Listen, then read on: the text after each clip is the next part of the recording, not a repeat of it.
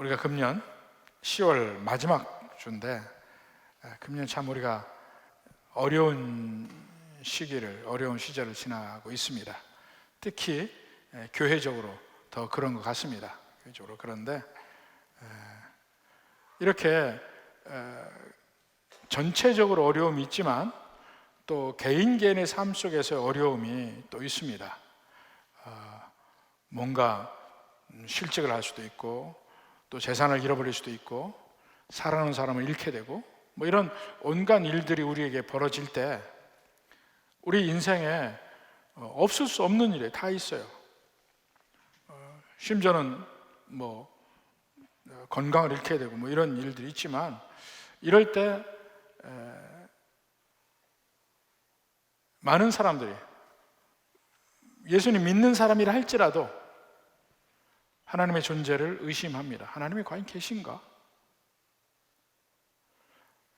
혹시 계시더라도 능력이 있기는 한 건가? 아니면 나를 사랑하실까? 이런 질문들이 계속해서 우리에게 있게 됩니다. 여러분은 어떻습니까? 우리의 환난 속에서, 어려움 속에서 그런 일들이 있습니다. 근데 결국은 나중에 그런 모든 일은 결국 지나갑니다. 지나가는데 지나간 뒤에 보면 바로 나의 그러한 생각과 그러한 고백과 이런 것들을 결국 나중엔 다시 다 하나님 앞에 회개해야 되고 이런 인생들을 우리가 살아가는데 야고보서에도 바로 그 문제를 다루고 있습니다. 그 당시 사람들이 우리보다 더 나을 게 하나도 없어요. 오히려 우리보다 훨씬 더 힘들고 어려운 삶을 살았습니다. 그리스도인들이 더 그랬어요. 근데 그럴 때 그들이라고 우리하고 다르고 특별한 거 아니죠. 그들도 마음속에서 의심합니다. 내가 이렇게 어려운데 하나님이 과연 계신가? 나를 알고나 계신가? 하나님 능력이 있나? 이러한 사람들에게 야고보서에서 이야기하는 말씀이 오늘 본문 말씀입니다. 거기서 보면 한번 보라. 뭘 보냐면 10절에 보면 선지자들을 한번 보라. 또 11절에는 욥을 보라. 그리고 결론을 내려보라 이겁니다. 그래서 오늘 이 두 부분에 대해서 함께 보려고 합니다. 제일 먼저 선지자들의 환난과 그들의 참음, 그들의 믿음을 한번 보자는 것입니다. 10절에 보십시오. 형제들아, 주의 이름으로 말한 선지자들을 고난과 오래 참음의 본으로 삼으라. 그들이 고난이 뭔지 알아야 되죠. 그들이 참음이 뭔지를 알아야 되죠. 이 구약 성경에 보면 대표적인 선지자들이 몇 명 나옵니다. 물론 전부 다 구약의 선지자들이 다 고난을 당했습니다. 그렇지만 그 중에 특별히 성경에 두드러지게 나온 사람들 몇을 보는데 제일 첫 번째 눈물의 선지자 예레미야를 봅니다. 예레미야는 이스라엘이 솔로몬 왕 이후에 남과 북으로 갈리죠. 북왕국 이스라엘, 남왕국 유다가 되어 있습니다. 북왕국 이스라엘은 이미 아시리아에게 멸망하고 남왕국 유다만 남아있을 때 바벨론이 침공합니다. 그 당시 왕자였던 느부갓네살 왕이 이 예루살렘을 또 팔레스타인을 세 번에 걸쳐 침공을 합니다. 그때 이제 마지막 왕이 이제 시드기야 왕인데 그때 많은 선지자들이 왕과 백성들을 격려합니다. 자, 우리는 여호와의 백성이니까 힘써 싸우자. 이렇게 이야기할 때 예레미야는 반대의 말을 합니다. 아니다, 우리 질 거다. 우리 질 거다. 우리는 느부갓네살 왕에게 함락당할 것이다. 그리고 그것이 하나님의 뜻이다. 앞으로 우리 선조부터 쭉 지었던 이 죄가 마침내 넘쳐서 우리는 패배하고 멸망하고 포로로 거기에 잡혀갈 것인데 70년 뒤에 하나님이 회복시켜 줄 것이다. 그러니 우리 지금은 하나님 뜻에 순종해서 그들에게 항복을 선언하자. 그러니 대부분의 시드기야 믿던 당시의 소위 선지자들이 예레미야를 어떻게 대했겠습니까? 이건 전쟁을 임하는데 완전히 항복하자고 이야기하니까 이 제일 나쁜 사람이죠. 그래서 이제 예레미야를 괴롭힙니다. 예레미야 38장 4절부터 봅시다. 이에 그 고관들이 왕께 아뢰되 이 사람이 백성의 평안을 구하지 아니하고 재난을 구하오니, 예레미야에 대한 이야기입니다. 청하건대 이 사람을 죽이소서. 그가 이같이 말하여 이 성에 남은 군사의 손과 모든 백성의 손을 약하게 하나이다. 사기를 떨어뜨리는 얘기를 하고 있는 겁니다. 5절에 시드기야 왕이 이르되 보라 그가 너희 손 안에 있느니라. 니들 마음대로 하라는 겁니다. 죽이든지 말든지 마음대로 하라. 6절에 그들이 예레미야를 끌어다가 감옥들에 있는 왕의 아들 말기야의 구덩이에 던져 넣을 때 예레미야를 줄로 달아내렸는데 못 올라오죠. 줄로 달아내릴 정도면 그 구덩이에는 물이 없고 진창뿐이므로 예레미야가 진창 속에 빠졌더라. 아주 제대로 하나님 말씀을 증거했음에도 불구하고 그가 고통을 당하는 장면이 나옵니다. 이제 거기에 들어갔으니까 가뜩이나 전시에 식량도 없고 한데 거기서 굶어 죽어요. 이제는 그때 7절에 왕국 내시 구스인 에벳 멜렉이, 구스인 하면 지금 에티오피아 사람입니다. 그러니까 이 유대 사람이 아닌데 이름은 히브리 이름이에요. 에벳 멜렉 하면 왕의 하인이란 얘기야.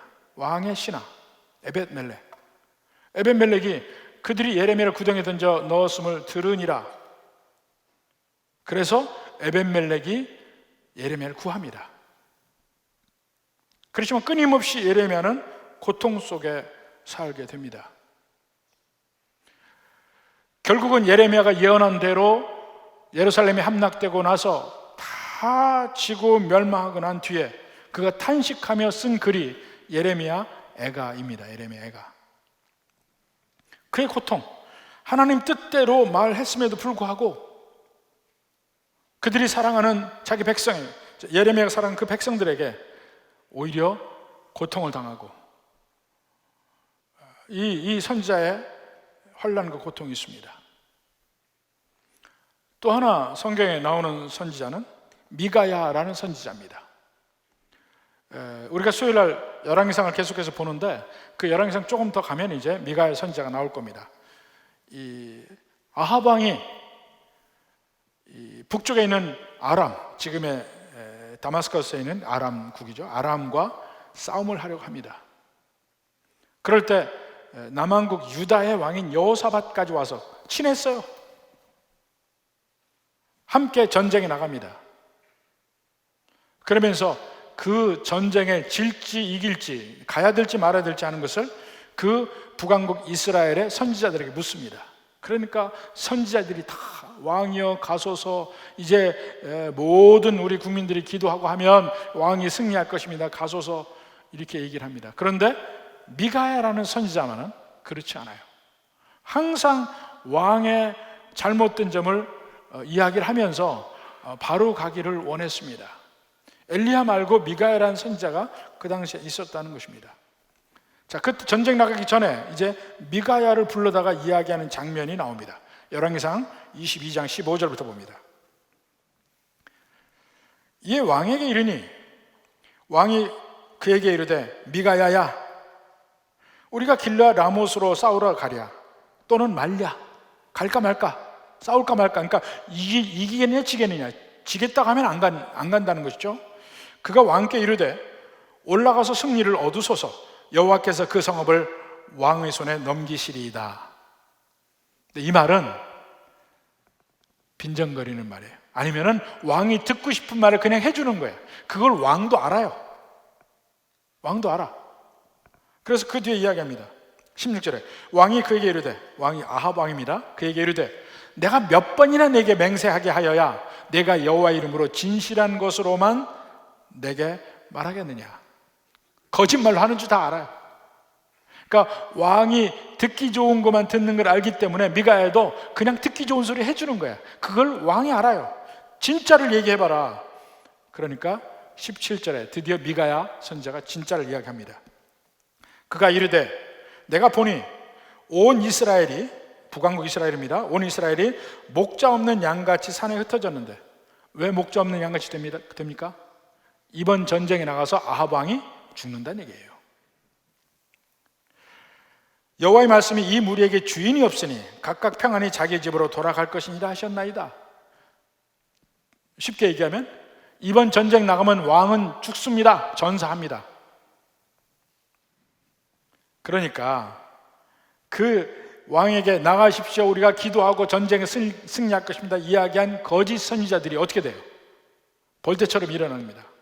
그 중에 한 선지자, 거짓 선지자, 24절 봅시다. 그나나의 아들 시드기야가, 여기 시드기야는 유다의 마지막 왕 시드기야가 아닙니다. 여기 선지자, 거짓 선지자예요. 시드기야가 가까이 와서 미가야의 뺨을 치며, 왕 앞에 많은 신하들이 있습니다. 선지자들도 있습니다. 거기서 또 남쪽에서 온 여호사밧 왕도 있어요. 거기서 미가야 선지자의 뺨을 칩니다. 이런 수모가 어디 있습니까? 뺨을 치며 이르되 여호와의 영이 나를 떠나 어디로 가서 내게 말씀하시더냐?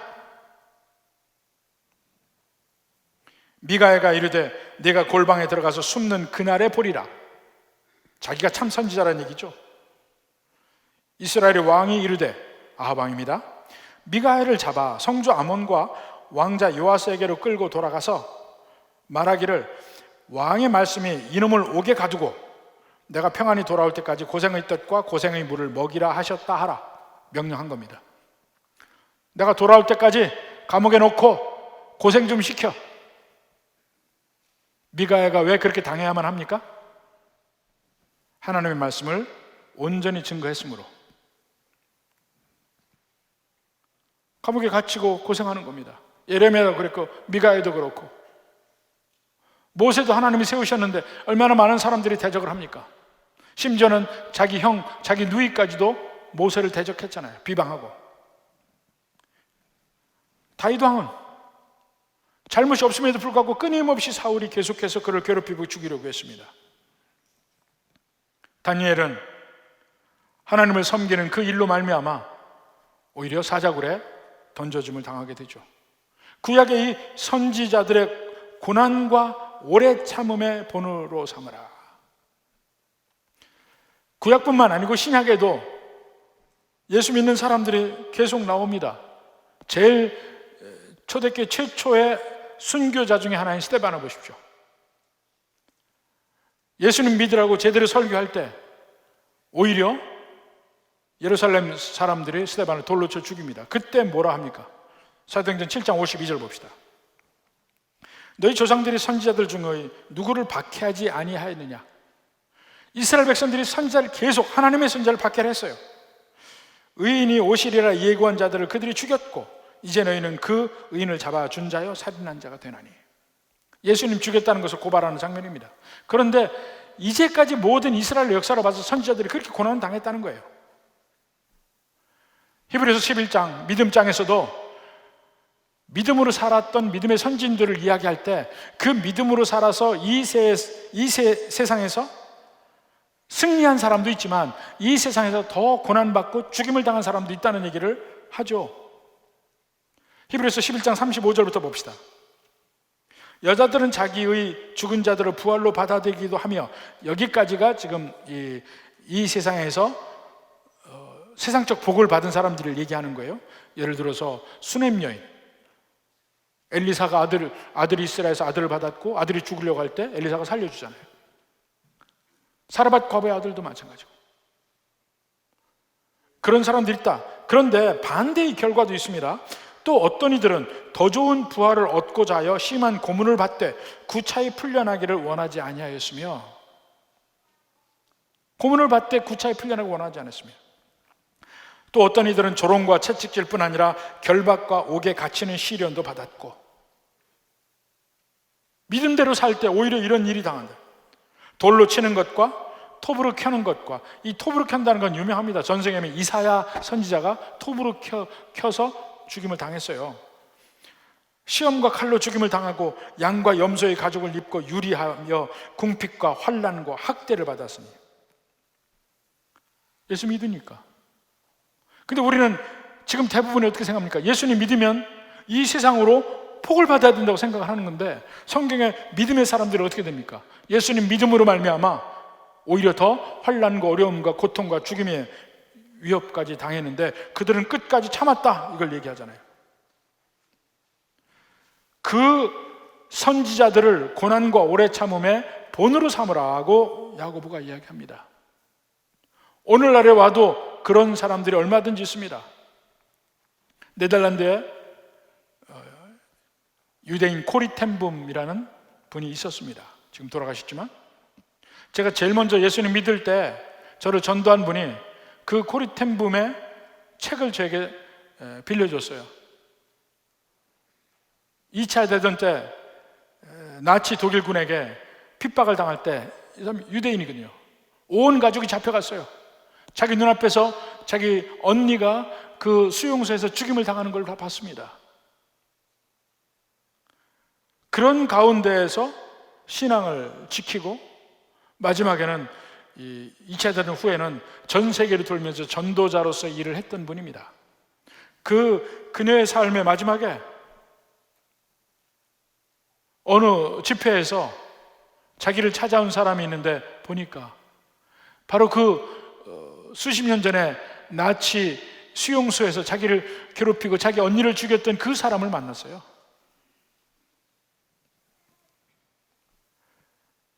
용서하고 그런 얘기가 나오는데 그걸 다 참았던 이유가 뭡니까? 하나님을 믿으니까 참은 겁니다. 우리 연전에 창끝이라는 기독교 영화를 보았습니다. 우리 교회에서 같이 보았죠. The End of the Spear라는 영화이는데 그 원래 책으로 먼저 나왔습니다. 1956년에 미국의 5명의 선교사로 헌신한 사람들이 이 에콰도르의 와다니족이 사는 밀림에 들어갔습니다. 선교하러. 어느 날 그 와다니족이 이 5명의 선교사를 자기들이 창으로 죽입니다. 온 미국이 발칵 뒤집어졌습니다. 근데 그로부터 몇 년 뒤에 그 5명의 선교사 중에 한 선교사의 아내가 자녀들 데리고 그 와다니족에 가서 살기 시작합니다. 선교하러. 다른 죽은 선교사의 누나가 들어갑니다. 거기서 그들과 살아요. 그 아들이 스티브라는 나중 그 선교사인데, 자기 아버지 네이트가 그 죽은 때가 자기 5살 때예요. 근데 9살이 되었을 때 엄마가 걔를 데리고 와다니족으로 들어갔어요. 거기서 같이 살고 그 중에 리더가 되는 사람의 그 족속에 양아들이 되는데, 바로 그 사람이 자기 아버지를 마지막 창으로 찌른 사람이에요. 나중에 그가 고백합니다. 자기 아버지가 창에 찔림을 받아서 죽은 그 고통이 나중에 오랜 세월이 지난 후에까지도 그 고통이 사라지지 않았다고 그래요. 근데 그거 참았어요. 참으면서 그 와다니족과 살고 자기를 죽인 그 사람을 아버지로 생각하고 살고, 그 사람 결국은 목사가 됐습니다만, 왜 그가 참았을까? 하나님을 믿는 백성이기 때문에. 우리도 가까운 예가 있지 않습니까? 거의 한 1년에 한 번 정도는 가는 것 같아요. 그 영광의 염산교회 77명이 6.25 때 공산군에게 순교당한 곳. 절대로 여러분 잊으면 안 됩니다. 우리 선교 100여 년의 역사 중에서 6.25 때 3년여 동안에 순교당한 사람 수가 그 전에 수십 년에 순교당한 사람 수보다 많아요. 조선 말기에 엄청나게 많은 사람들이 순교당했습니다. 일제강점기에 많은 사람들이 순교당했습니다. 근데 그 수를 합한 것보다 더 많은 수가 6.25 때 죽었습니다. 순교당했어요. 거기 공산당들이 도망가기 전에 그 염산교회당에 가서 다 성도들 끌고 나가서 예수 믿냐 안 믿냐 해가지고 끝까지 예수 믿는다는 사람들을 돌에 매달아서 그 앞에 포구에, 작은 포구에, 지금도 있어요. 거기다가 빠뜨려서 죽였습니다. 그 공산당 세력이 지금도 북쪽에 존재하고 있다는 걸 잊어서는 안 됩니다. 실제 일어났던 일이니까. 거기 가서 봐요. 이 광주 손님이 오면 제가 주변에 모시고 갈 때 꼭 거기 모시고 갑니다. 이곳이 순교당한 곳이라고 얘기합니다. 왜 끝까지 죽음까지 해서 그들이 거기까지 갔을까요? 그들에게는 복이 있기 때문에 그렇습니다. 11절에 그러죠. 보라, 인내하는 자를 우리가 복되다 하나니, 인내하는 자를 복이 있도다, the blessed라고 얘기한단 말입니다. 근데 이 복되다 하는 것은 객관적인 복이에요. 우리가 실제로 느낄 때 막 행복하게 느낀다, 그런 개념이 아닙니다. 복을 받는 거예요. 어쩌면 이 세상이 주는 고통 때문에 내가 고통을 당할 수는 있지만 복받은 자의 삶을 살 수가 있는 것이죠. 사실 고난은 우리를 괴롭힙니다. 그렇지만 그 고난이 우리에게 복이 된다는 것도 알아야 합니다. 만약에 이 세상에 고난이 없다면 어떨까요? 잘못을 해도 고통이 뒤따르지 않는다면 어떻게 될까요? 이 세상은 지금보다 훨씬 더 나쁜 세상이 되어 있을 겁니다. 잘못해도 그 결과를 안 받는데 마음대로 잘못하겠지. 근데 살아가면서요, 내가 잘못을 해서 그 잘못의 결과로 고통을 받고 하다 보면 점점 사람은 지혜로워져요. 거기에서 멀어지게 됩니다. 내가 착해져서 멀어지는 게 아니에요. 그 잘못을 했을 때 고통이 있다는 사실을 깨닫고 지혜로워지는 겁니다. 어려서 아이들이 막 펄펄 끓는 주전자를 모르고 만지려고 하잖아요. 막 못 만지게 하는데, 못 만지게 하면 더 호기심이 나서 언제든지 만져서 문제가 생깁니다. 그래서 차라리 보는 앞에서 아예, 저는 그랬어요. 그 주전자에 손을 갖다 대줬어요. 대니까 어때요? 아, 뜨거워 하잖아요. 그 다음부터는 제가 대지 말라고 얘기할 필요가 없어요. 지가 고통스러우니까 안 되는 거예요. 우리 인간 세상의 고통이 바로 그러한 역할을 합니다. 우리가 지금 예수님 안 믿는 사람이 다수임에도 불구하고 이 세상이 유지되는 이유는 그나마 잘못하면 고통이 뒤따른다는 그 마음이 안 믿는 사람의 마음에조차 있기 때문에 그게 지탱이 되는 거예요. 특히 믿는 사람은 어떻습니까? 믿는 사람에게도 고통이 필요해요. 필요한 겁니다. 우리는 예수님 믿는다고 할 때 우리가 결단하고 예수님을 믿고 따르고 그러지 않아요. 우리의 구원은 은혜로 받았다고 보통 이야기하잖아요. 은혜로 받은 게 뭡니까? 하나님이 우리에게 거저 주시는 거예요. 우리가 변해서 우리가 잡으려고 가서 받는 게 아니라는 겁니다. 하나님이 우리에게 거저 주시는 거예요. 근데 거저 주셔서 구원을 받는데 그렇다고 해서 우리의 본질이 바뀐 것은 아니에요. 우리는 아직 죄인으로 남아있어요. 그 죄인이라는 게 뭐냐면 죄를 짓게 되는 거예요.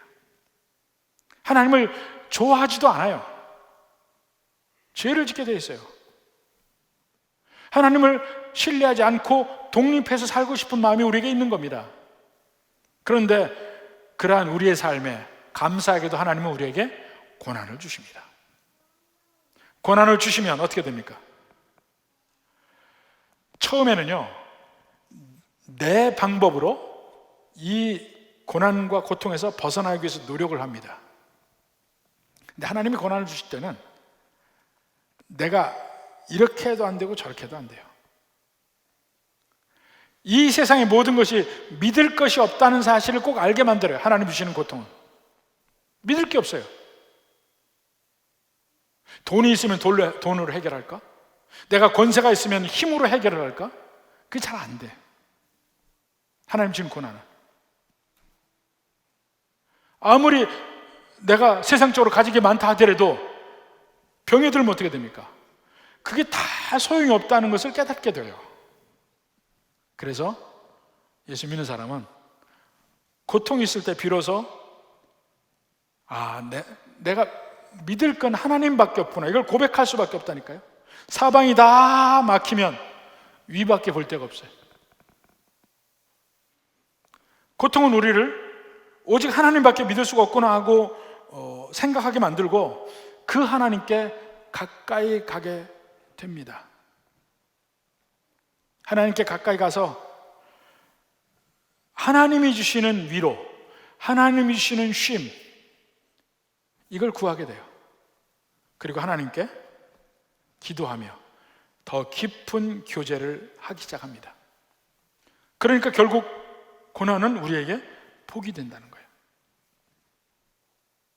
여러분의 삶에 현재 고난이 있습니까? 없습니까? 기도 제목이 있습니까? 없습니까? 근데 이 사실을 잊어버리고, 아니, 내가 하나님 잘 믿는데 왜 내게 이런 고통이 있습니까? 하고 묻는 것이 얼마나 어리석은지 생각해 보라는 겁니다. 계속해서 예수님도 이야기합니다. 마태복음 5장 10절. 의를 위하여 박해를 받은 자는 복이 있나니, 복이 있다고 얘기합니다. 또 11절. 나로 말미암아 너희를 욕하고 박해하고 거짓으로 너희를 거슬러 모든 악한 말을 할 때에는 너희에게 복이 있나니. 지금 참 우리가 어려운 세상에 살고 있습니다. 오히려 교묘하게 이 코로나 때문에 교회가 욕을 먹는 세상이 됐어요. 교묘하게. 이러는 순간에 박해를 받을 때 오히려 기뻐하라, 너희에게 복이 있다고 이야기합니다. 그러면서 뭐라 합니까? 12절. 기뻐하고 즐거워하라, 하늘에서 너희의 상이 큼이라. 너희 전에 있던 선지자들도 이같이 박해하였느니라. 이 세상은 예수 믿는 사람들이 예수님 때부터 지금까지, 아니면 구약의 시대도 언제나 예수 믿는 사람들이 박해를 받아왔어요. 그게 하나님의 구원의 방법이고 우리를 인도하시는 방법이에요. 그걸 인정하라는 것이에요. 그러나 그냥 하나님은 그럼 예수 믿는 사람 무조건 고통만 주느냐? 그건 아닙니다. 아까도 말씀드렸지만 그 고통이 우리에게 더 복이 되는 측면이 있고, 그리고 그것이 복이라고 얘기를 합니다. 마가복음 10장 29절 봅시다. 예수께서 이르시되 내가 진실로 너에게 이르노니 나와 복음을 위하여 집이나 형제나 자매나 어머니나 아버지나 자식이나 전토를 벌인 자는 현세에 있어, 저는 이 말 좋아합니다. 현세에 있어. 복이 꼭 저 세상에만 가서 죽은 뒤에만 복이 있는 게 아니고 이 세상에서도 복이 있다는 얘기예요. 현세에 있어 집과 형제와 자매와 어머니와 자식과 전토를 100배나 받되. 저는 어느 면에서 이걸 경험을 했습니다. 제일 먼저 예수님 믿을 때 예수님 믿기 힘들었던 그 이유 중에 하나가 친구들하고 사이가 멀어지는 게 너무 두려웠어요. 저는 뭐 형제도 없었고 제게는 친구들밖에 없는데, 친구들 다 안 믿는 사람들인데 만약 예수님 믿게 되면 이 친구들하고 관계가 다 끊어져요. 실제 끊어졌었어요. 그들하고 같이 놀으려면 뭐 술집도 가야 되고 이러는데 이제 그거 안 가니까 만날 일이 없는 거예요. 점점 끊어져요. 그래서 갑자기 외로워지더라고요. 근데 교회를 다니면서 조금 몇 달 다니니까 완전히 새로운 사람들하고 사귀기 시작하는데 차이가 납니다. 예수 믿기 전에 친했던 사람들하고 교회에서 예수 믿는 사람들과 친해지는 것이 질이 틀려요. 제가 느낀 것이, 술 친구들은 술 빼면 아무것도 없어요. 도박 친구들은 도박 빼면 아무것도 없어요. 세상의 친구들은 자기가 혼자 하기 힘드니까 누가 필요한 거야. 뭔가. 교회 안에 친구는요, 그런 거 없이 사귐이 있고, 그런 거 없이 사랑하고, 그런 거 없이 교제하고, 가까우니까 함께 뭐든지 할 수 있어요. 그 다음에 완전히 달라요. 이게 다시 100배나 받는다는 의미가 이런 것이구나. 그리고 모든 면의 의미가 달라져요. 근데 한 가지, 박해를 겸하여 받고 라는 말도 있어요. 잊지 마십시오. 박해를 겸하여 받아, 예수 믿는 사람들은. 그리고 내세 영생을 받지 못할 자가 없다. 이게 믿는 자들의 복입니다. 현실을 잘 생각하셔요. 박해가 없다는 게 아니에요. 박해를 겸하여 받아요. 그러나 훨씬 더 복된 삶을 살아요. 이 생에도 그렇고 다음 생에도 그렇고. 선지자들의 예를 보라, 그렇다는 겁니다. 그 다음에 두 번째로 11절 후반부에 욥의 인내를 들었느냐 하는 얘기입니다. 11절 후반부, 너희가 욥의 인내를 들었고 주께서 주신 결말을 보았거니와. 결말을 보면 나중에 뭘 고백하게 돼 있냐면, 주는 가장 자비하시고 긍휼히 여기시는 이시라, 요 고백을 하게 되었습니다. 욥의 모든 일을 보면. 그래서 지금 짤막한 시간에 욥기를 띄겠습니다. 욥기 1장 1절 봅시다. 우스 땅에 욥이라 불리는 사람이 있었는데, 이 사람은 그 사람 온전하고 정직하여 하나님을 경외하며 악에서 떠난 자더라. 근데 이 하나님을 경외하는 욥이란 사람이 자식도 많아요. 아들 7, 딸 3, 열이나 되네. 소유물은 양이 7천이요 낙타가 3천이요 막 1,000으로 올라가네. 엄청난 부자예요. 그런데 욥이 모르는, 우리만 아는 하늘에서의 두 번에 걸친 모임이 있습니다. 바로 그걸 봅니다. 6절, 하루는 하나님의 아들들이 와서 여호와 앞에 섰고 사탄도 그들 가운데 온지라. 사탄이 있어요? 참소하는 자가?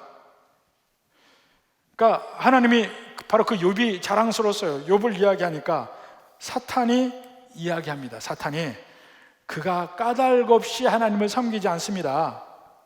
하나님이 많이 주니까, 소유물이 많아져서 하나님을 섬기는 겁니다.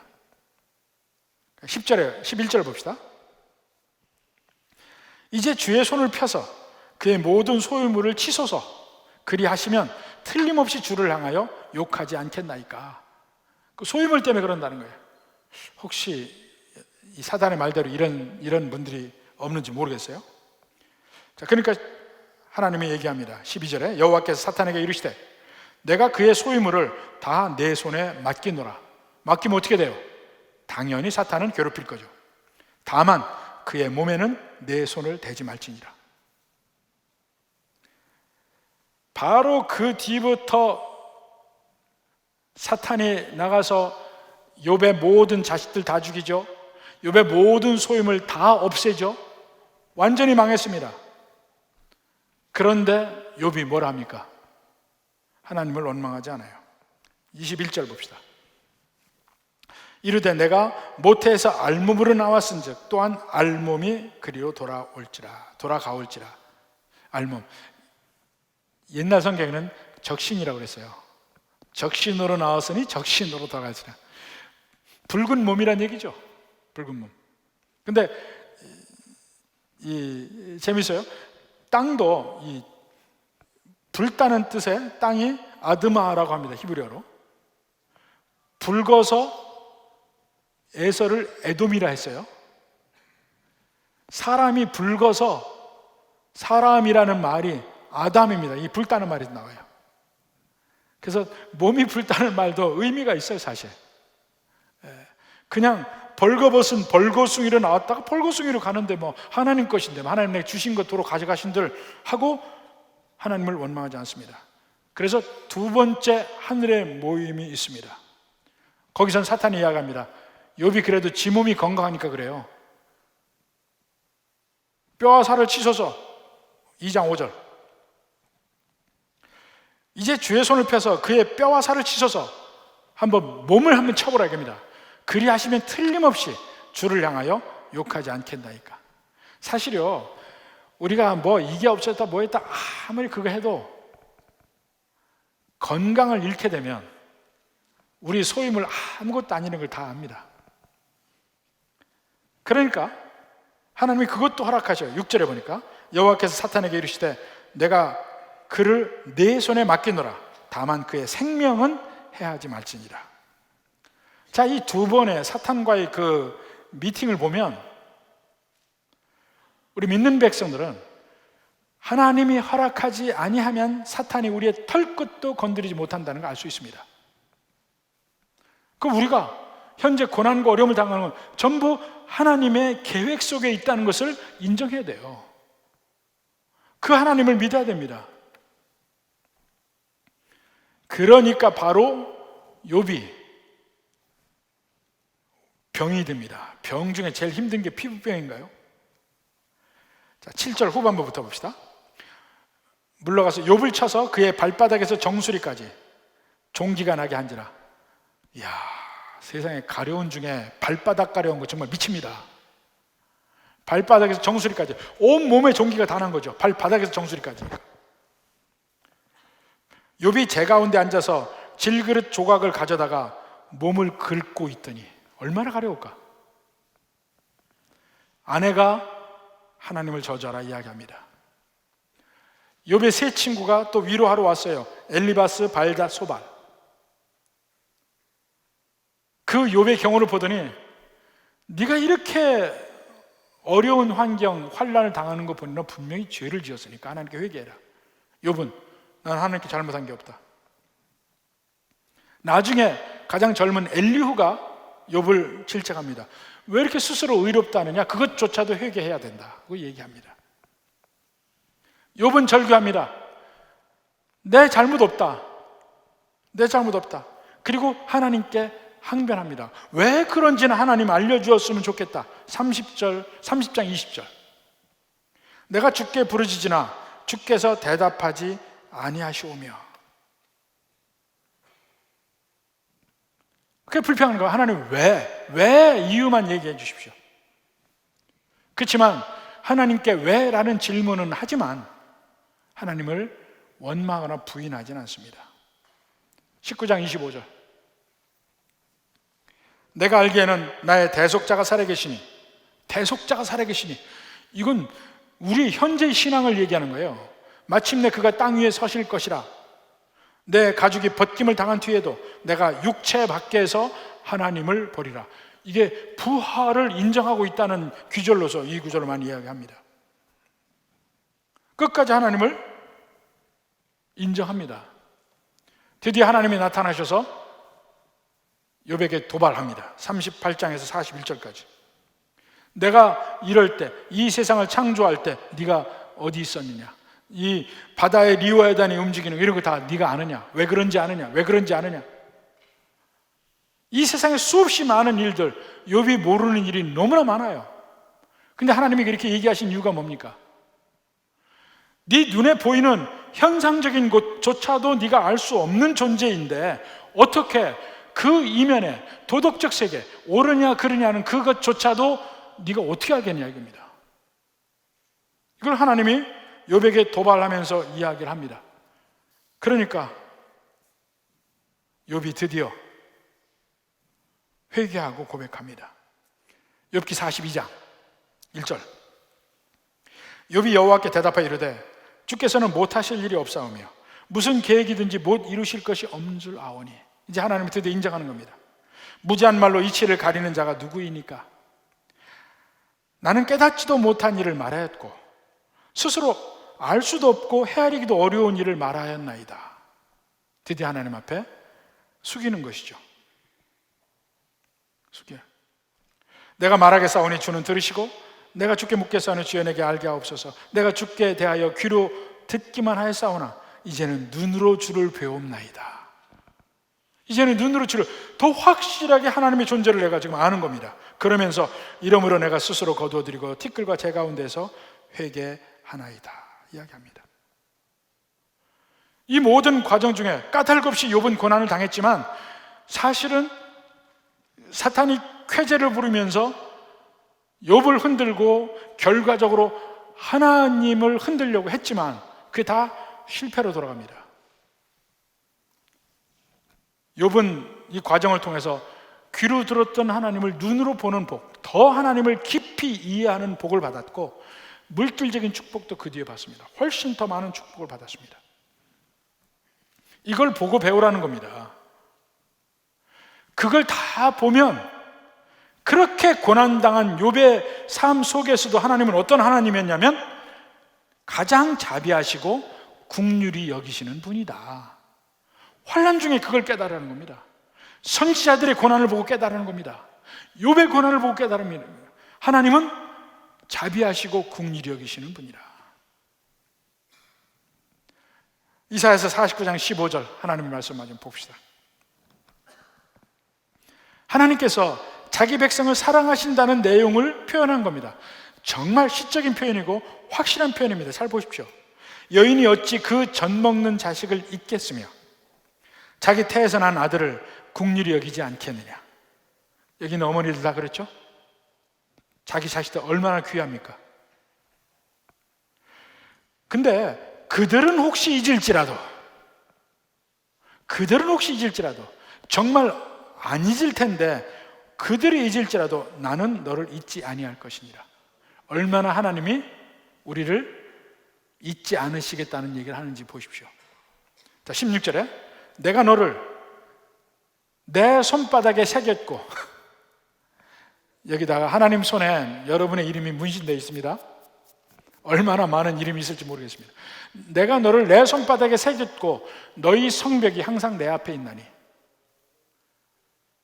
그 당시 사람들에게 성벽은 자기의 안전을 지켜주는 것입니다. 근데 그 성벽이 항상 하나님 앞에 있어요. 무슨 얘기예요? 하나님이 지켜준다는 얘기예요. 환난 중에 있는데도 내가 너를 지켜. 네가 고난 받고 환난 당하는 거 다 내가 알고 있고 특별한 목적이 있는데 그 목적 네가 모를 수도 있는 거야. 욥의 경우에 바로 그 얘기를 하시는 겁니다. 그렇지만 욥을 다 보라. 결국 하나님이 어떤 뜻이었는가, 어떤 하나님인가, 얼마나 욥에게 자비로우신 분이었고 얼마나 긍휼을 베푸는 분이신지를 알 수 있지 않느냐. 그만큼 하나님은 우리를 사랑하시고 우리를 돌보신다는 겁니다. 그래서 환난 중에도 그 하나님을 생각하고 믿음을 굳건히 지키고 승리하라. 이것이 야고보서를 통해서 우리에게 주시는 말씀입니다. 지금 우리 정말 환난 중에 있는 세상입니다. 그러한 세상에서 오히려 더 굳건하게 여러분의 신앙을 지키고 승리할 수 있기를 주님의 이름으로 축원합니다.